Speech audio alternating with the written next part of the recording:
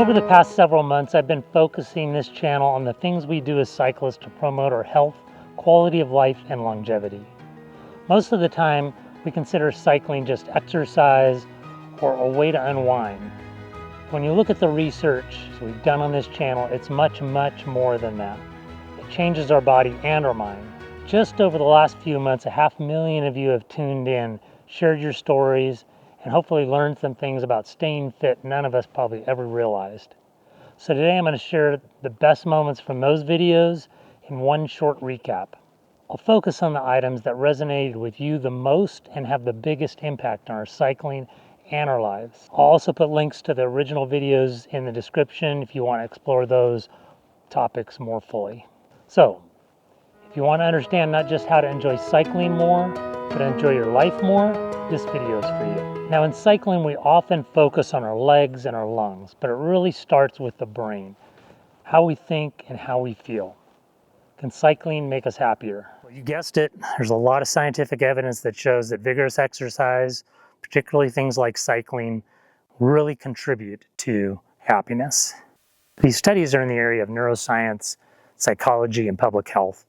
And they talk about something they call the happiness cocktail, which is a combination of chemicals that really have an impact on our brain and how we think.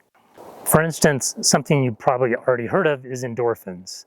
And that's something you get when you're exercising vigorously at about 70 to 85% of your maximum heart rate. And it's nature's way of giving you a pain reliever and a mood boost. It goes away pretty quickly though, so it's really happening during exercise. Serotonin and dopamine, however, which improve your mood and appetite and sleep, last much longer, hours, even days. And cycling does a fantastic job of increasing those levels. Turns out when you ride consistently, constantly over a period of time, your brain produces something called BDNF.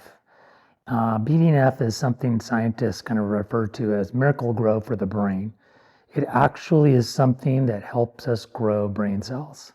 In fact, it is one of the most effective things we can do to help grow brain cells. Now, this hasn't always been well understood. It wasn't too long ago that they felt like we lost brain cells and we never gained them back as we aged. This is a new discovery. BDNF is so powerful, it's not just helping you grow brain cells, but it's helping with the interconnections. It's helping with the networks, the communication networks within our brain, what they call our synapses. Beyond the brain, we have to look at what's happening at the cellular level. I'm less concerned with the number of birthdays I've had and more interested in my biological age, how fast my body is actually aging internally. We often think of the age of things like our cars or our shoes by the chronological age. But do we think of our bodies the same way? I mean, after all, we celebrate our birthdays every year with our chronological age. When people ask how old we are, we tell them what our age is chronologically. But if you're a cyclist, you may be selling yourself short because our bodies are not like this old train. We should be thinking about water when we think about our bodies and our age. After all, our bodies are made up of more than 50% water. We have a lot more in common with water than you might think. I mean, if water stays still and doesn't move, it starts to get stagnant and unhealthy. If it keeps flowing, it keeps moving like this water is, then it stays clear and biologically healthy. When doctors and health professionals look at us and evaluate our health, they're thinking of us much more like water than they are of that old train. They have a term for it, and they call it our biological age. It's much more important when evaluating people like us and their age to understand their biological age than their chronological age. And the good news is, if you're a cyclist, in terms of biological age, you're probably a lot younger than you think. There are 4 main reasons for this. Here are 2 of them. The first is your DNA, and it's specifically the telomeres on the end of the chromosomes of your DNA. What are telomeres? Well, they're sort of like the end of shoelaces. There are these little pieces at the end of your chromosome that protect the cell from damage. As our cells divide, those telomeres can shorten. And as we age, cells are dividing as we grow, and those telomeres get shorter and shorter. If the telomeres get too short, then the cell itself will die, but I don't want to actually die. It stays in the body and it does damage to other cells and tissue around it. So it can be quite detrimental to the body and lead to aging and disease. There was a study conducted by the European Health Journal that looked at cyclists and runners who were engaged in endurance activities, and it compared them to sedentary individuals and also compared them to powerlifters. And here's the interesting thing.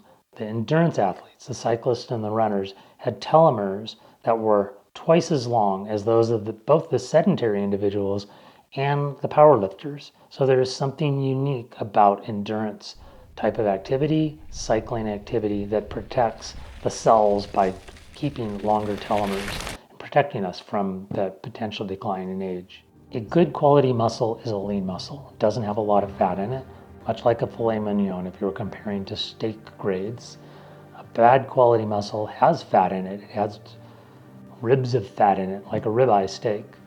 There are diagrams, I'll show one here, that shows what a difference is between a good quality lean muscle and a bad quality fatty muscle in somebody like us. Why is fat in a muscle bad? Well, it does two things. One is the fat within the muscle can disrupt our insulin signaling that happens within the muscle, and this can lead to type 2 diabetes. Number two, since there is fat in between the muscle fibers and inside the muscle fibers, it's disrupting sort of the functioning between the fibers. It prevents the growth that we want to see in the muscle. It also prevents effective repair of the muscles. This cellular protection or repair translates directly into physical resilience. By maintaining muscle mass and cardiovascular health, we're keeping our immune system in a younger, more responsive state. And this was evidenced by a study of older cyclists. These older cyclists didn't just build muscle mass and reduce fat. They built a better immune system. In fact, immune systems that mimic those much younger cyclists, in fact, in their 20s.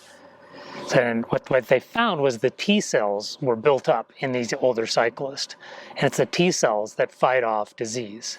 So yes, cycling can make you immune to things just like somebody in their 20s. But understanding the physiology doesn't really matter if you can't stay consistent. Life will always get in the way. That's why it helps to have a flexible approach to training that maximizes movement over being the perfect cyclist.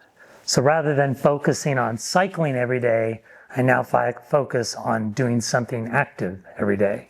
To make this work, I really needed to have options. And living in the mountains, I have a lot of options. But I need to be able to adapt and survive too, because believe me, living at 6,000 feet, with what Mother Nature brings to us here, you learn really quick that you need to adapt to survive. So for the do something every day system to work, I had to do three things. Number one, I had to develop those options of activities to do. Number two, I had to do what I call develop a pivot plan. Number three, I had to come up with some way to lock in that keystone habit. Once you've developed that do something every day routine, movement becomes habit. You free your mind and you enter in what we call a flow state, which you become much less aware of time and much more aware of your own accomplishments and your own self. It has physiological benefits. You become less aware of pain.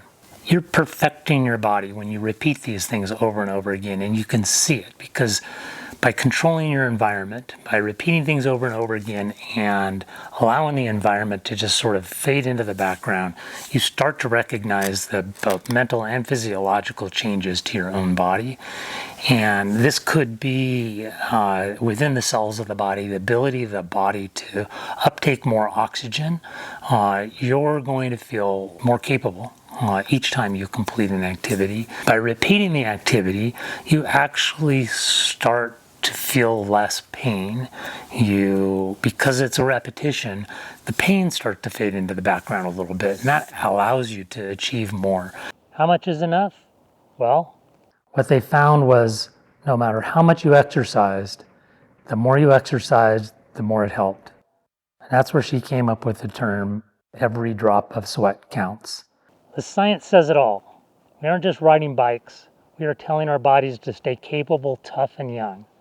Whether you're training for an event or just trying to stay active, the goal is to keep your biology working for you, not against you. In the coming months, we'll dig into this more, particularly specific ways you can train, and I'll really dig deep into the area of nutrition.